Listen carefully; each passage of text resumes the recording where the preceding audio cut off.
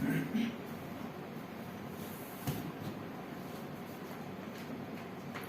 very fine good morning and welcome to all the bio students.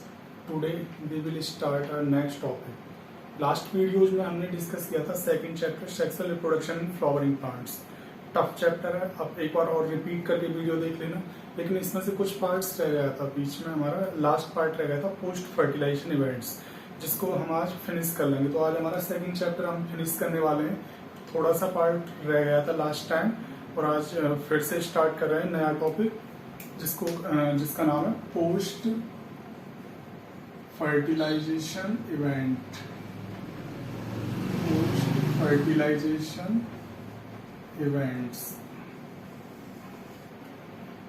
तो इससे पहले मैं एक जो टॉपिक था डबल फर्टिलाइजेशन, उसको एक शॉर्ट रिपीट दे रहा हूँ, तभी ये आपको अच्छी तरह समझ में आएगा. ये इससे पहली वीडियो आप देख लेना, अगर आपने नहीं देखी है तभी इसको आप समझ पाओगे आज के टॉपिक को. तो पोस्ट फर्टिलाइजेशन इवेंट्स का मतलब है फर्टिलाइजेशन के बाद जो इवेंट्स हुए उसमें क्या क्या हुआ.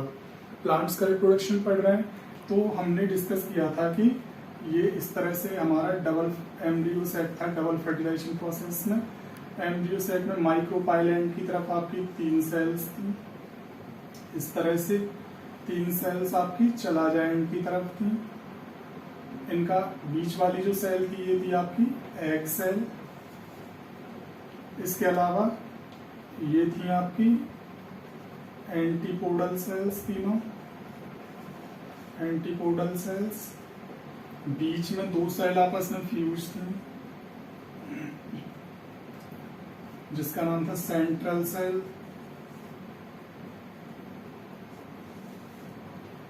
और ये जो दोनों सेल्स थी ये थी आपकी सिनर्जिड. इस तरह से एक एम्ब्रियो सेल का स्ट्रक्चर था जहां पर फर्टिलाइजेशन होता है. तो पहले हमने मेल गैमीट पढ़ा था इसमें, फिर फीमेल गैमीट, फिर उसके बाद पॉलिनेशन. पॉलिनेशन के बाद स्टिग्मा पे पोलन ग्रेन आया था. अब वो पोलन ग्रेन स्टिग्मा से होते इस एम्ब्रियो सेक में एंट्री करेगा. तो यहाँ पे जब एम्ब्रियो सेक में पोलन ग्रेन की एंट्री होगी तो हमने बताया था 2 पोलन ग्रेन फंक्शनल होते हैं. एक पोलन ग्रेन तो फ्यूज करता है आपका एग सेल से इस तरह से, और जब एग सेल से एक पोलन ग्रेन या मेल गैमीट का फ्यूज हो जाता है तब इसका नाम पड़ जाता है आपका डिप्लॉयड जाइगोट. और इसी प्रोसेस को कहते हैं यहाँ पे सिनगैमी या ट्रू फर्टिलाइजेशन या फर्टिलाइजेशन प्रोसेस. अब बचा दूसरा पोलन ग्रेन. दूसरा जो पोलन ग्रेन है ये आपका एंटर करता है और ये पहुंचता है और फ्यूज करता है इससे सेंट्रल सेल से. ये 7 साइड स्टेज और 8 न्यूक्लियोटाइड स्टेज है. और इसी टर्म को हमने नाम दिया था वहां पे कंप्लीट डेवलपमेंट को monosporic development. Monosporic development embryo sac का जो डेवलपमेंट है.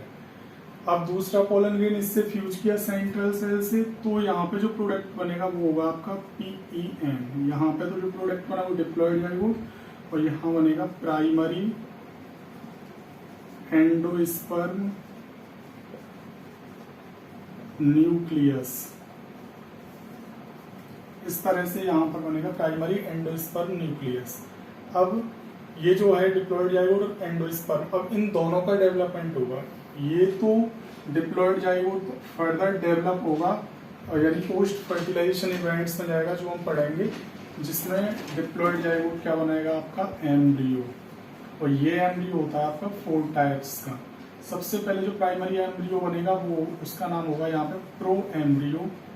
देन राउंड शेप बनेगा तो उसका नाम होगा ग्लोब्यूलर, यानी डिवाइड करता जा रहा है, वो शेप साइज में बढ़ता जा रहा है तो उसका नाम है ग्लोब्यूलर शेप एम्ब्रियो बनेगा.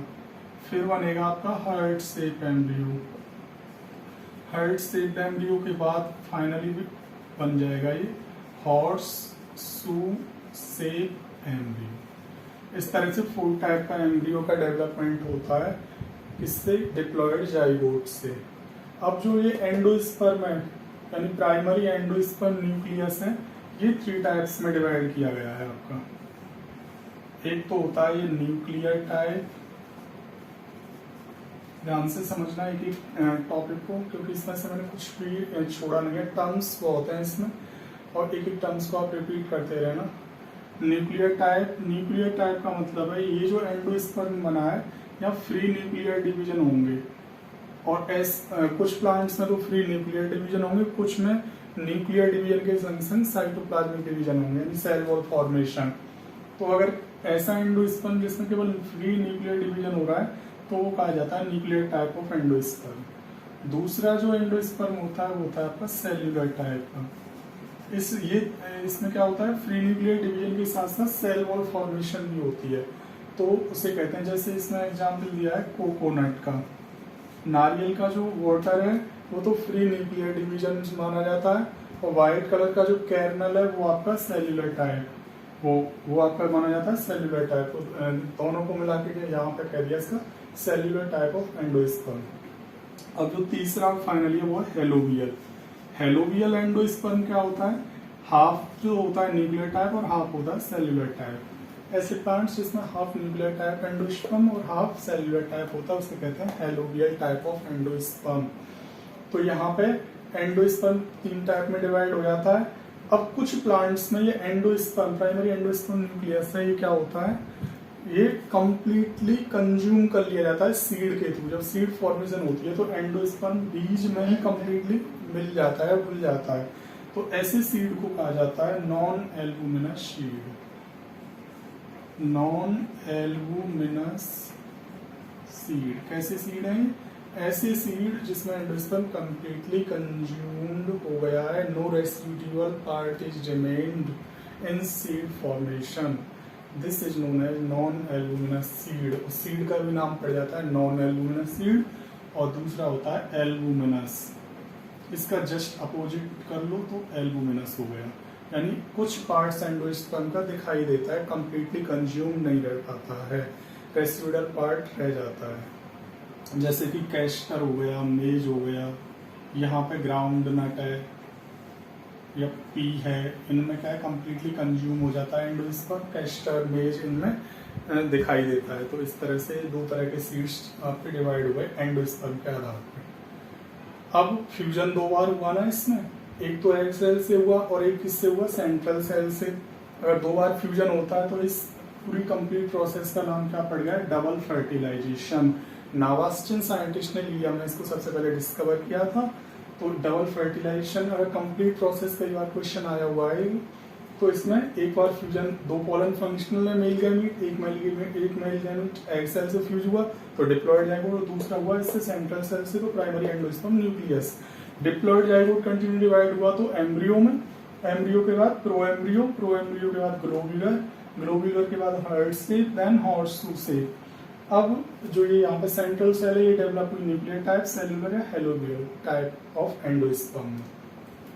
इसके बाद पोस्ट फर्टिलाइजेशन इवेंट्स ही पढ़ रहे हैं अब हम, तो सेपल पेटल होंगे इस ड्यूरेशन में, वो क्या हो जाएगा एम्ब्रियो डेवलपमेंट में वो फॉल डाउन हो जाते हैं, पिस्टल रिमेन अटैच रह जाती है, और उसके बाद यहाँ पे जो ओवरी है, ओवरी आपकी चेंज हो जाती है किसमें, फ्रूट में।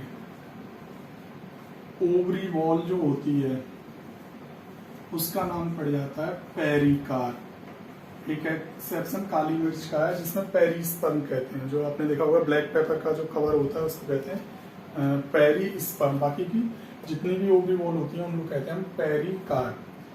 तो और जितने भी ओव्यूल्स हैं वो सीड में चेंज हो जाते हैं, सेपल पेटल तो नीचे गिर जाते हैं, ओवरी फ्रूट में, ओवरी वॉल का नाम पेरिकार्प, ओव्यूल्स हैं वो सीड में चेंज हो जाते हैं, और ये एंटीपोडल या फिर ये सिनर्जिड से क्या हो जाती हैं, डीजनरेट हो जाती हैं। एक एग सेल एग एपरेटस बनाती थी और सिनर्जिड फिलीफॉर्म एपरेटस, ये हमने डिस्कस लास्ट टाइम कर लिया था।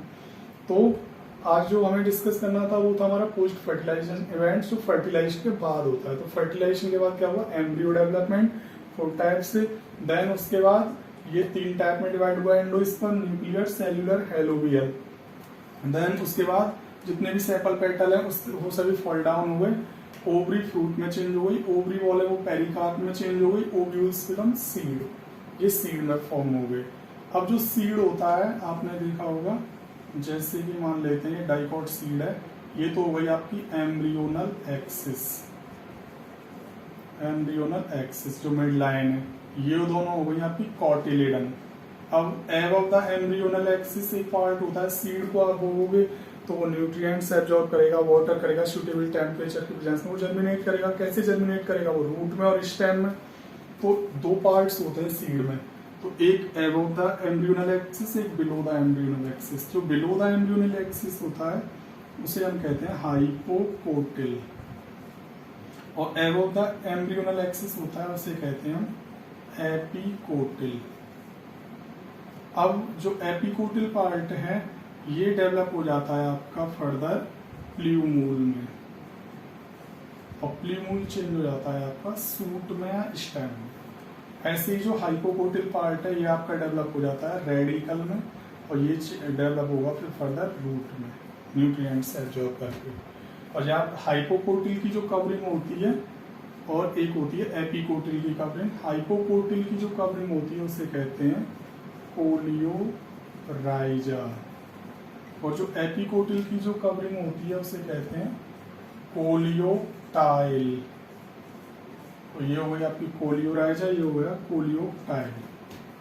इस तरह से एक सीड के इतने पार्ट्स होते हैं, एक बार और सुन लीजिए। जो सीड है एबव द एम्ब्रियोनल एक्सिस जो पार्ट है उसको बोलते हैं एपिकोटिल, जो प्ल्यूमूल या स्टेम में डेवलप होता है। और बिलो द एम्ब्रियोनल एक्सिस जो पार्ट है उसे हाइपोकोटिल, जो रेडिकल या रूट में डेवलप होता है। इसकी कवरिंग को कोलियोराइजा, इसकी को कोलियोटाइल। यहाँ वर्ड्स ज्यादा हैं जिनको आपको थोड़ा सा लिख के याद करना है।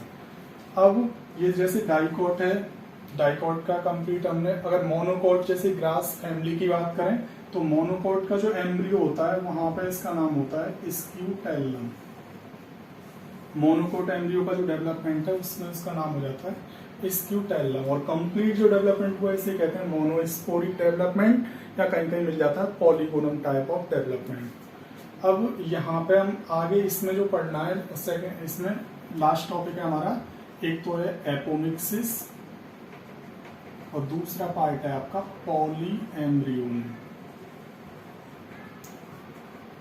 एपो का मीन्स होता है no, mixing of male and female gamete. मैं वर्ड से याद करना ज्यादा चाहूंगा जिससे कि आप वर्ड से समझो। तो मिक्सिंग मीन्स कोई मिक्सिंग नहीं हुई, किसकी गैमेट्स की, मेल और फीमेल की कोई मिक्सिंग नहीं हुई, और सीड की फॉर्मेशन हो गई विदाउट फर्टिलाइजेशन एक तरह से, यानी असेक्सुअल का टाइप है ये, यानी एक ही पेरेंट से without mixing of male and female the seed formation takes place. इसको कहते हैं एपोमिक्सिस। अब जो आपका जो यहाँ पे हमने पढ़ा था ओवरी हमारी फ्रूट में चेंज हुई थी, जो ओवरी फ्रूट में जो चेंज हुई थी, तो फ्रूट एक तो किससे बना, ओवरी से बना। ऐसे सभी फ्रूट्स जो ओवरी से बनते हैं वो तो होते हैं ट्रू फ्रूट्स, और कुछ एक फ्रूट्स इसमें एनसीईआरटी में दिए हुए हैं फॉल्स फ्रूट। फॉल्स फ्रूट की अगर डिफाइन आ जाए तो आपको लिखना है ऐसे फ्रूट जो ओवरी से डेवलप नहीं होते, तो फिर किससे होते हैं, थैलेमस से, बिलो द ओवरी जो पार्ट होता है। तो थैलेमस पार्टिसिपेट करे इसमें फ्रूट फॉर्मेशन में, तब वो फ्रूट्स होते हैं false fruit. Example apple, strawberry, ये इसके एग्जाम्पल बनेंगे फॉल्स फ्रूट के। अब एक और फ्रूट होता है इसके अलावा जो एक नंबर में पूछा गया, पार्थेनोकार्पिक फ्रूट। पार्थेनोकार्पिक फ्रूट ऐसे फ्रूट होते हैं जो विदाउट फर्टिलाइजेशन डेवलप होते हैं। Without the development of fruit without fertilization are known as, जैसे कि बनाना पार्थेनोकार्पिक फ्रूट का एग्जाम्पल है, विदाउट फर्टिलाइजेशन डेवलपमेंट हुआ है फ्रूट का, यानी सीडलेस फ्रूट होते हैं एक तरह से। तो इस तरह से पार्थेनोकार्पिक फ्रूट, फॉल्स फ्रूट और ट्रू फ्रूट्स, इस तरह से फ्रूट का डिवीजन है। तो एपोमिक्सिस में एसेक्सुअल का टाइप है, तो असेक्सुअल का टाइप है, तो इसमें क्या है, मिक्सिंग नहीं है मेल और फीमेल गैमीट की, तो सीड की फॉर्मेशन हो रही है इसमें। और दूसरा है आपका पॉलीएम्ब्रियोनी। इसको भी देखो नाम से, पॉली का मतलब मोर देन वन एम्ब्रियो का डेवलपमेंट, एक से ज्यादा एम्ब्रियो का डेवलपमेंट हो रहा है एक सीड में। जैसे कि आप orange, citrus fruits, most of the citrus fruit है वो यही होते हैं, इसमें बहुत सारे आपने देखे होंगे मोर देन वन एम्ब्रियो होते हैं, तो उसी कंडीशन को कहा जाता है पॉलीएम्ब्रियोनी कंडीशन। इस तरह से आपका ये चैप्टर फिनिश हो गया। अब ये नोट्स मैं इनको सेंड कर दूंगा, और इसके बाद हम बात करेंगे नेक्स्ट चैप्टर की। जितने भी स्टूडेंट्स जुड़े नहीं हैं वो जुड़ जाएं, चैनल को सब्सक्राइब कर लेना, मेरी वीडियो आपको मिलती रहेंगी, और जितनी भी पुरानी वीडियो उनको आप देख लेना।